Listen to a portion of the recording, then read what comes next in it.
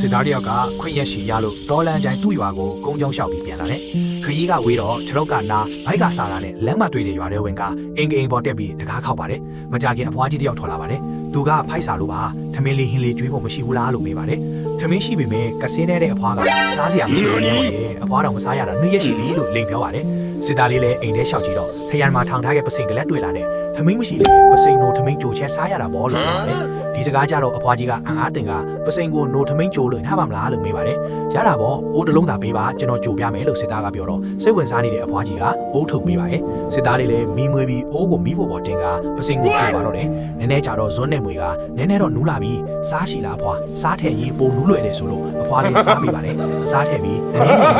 လေးကကြည့်လိုက်စားကတော့မနေတော့ဘူးအားဆိုစလောက်ကျဲနေတယ်စံနည်းနည်းများရှိလားအဖွားလို့ထပ်တောင်းပြန်တယ်အဖွားလည်းရှိတာပေါ့ဆိုပြီးစံတူးပေးပါတယ်စစ်သားလည်းအိုးတွေကိုစံထည့်ကမွေးပြန်တယ်ခဏလေးအိုးပပွတ်ဆိုတာနည်းနွားလေးပါလေးကိုကောင်းရှိလားအဖွားလို့ပြီးတော့စစ်သားလူပုံကိုစိတ်ဝင်စားတယ်သူ့ကိုသူကစင်းနေတာကိုမေ့ပြီးရှိလား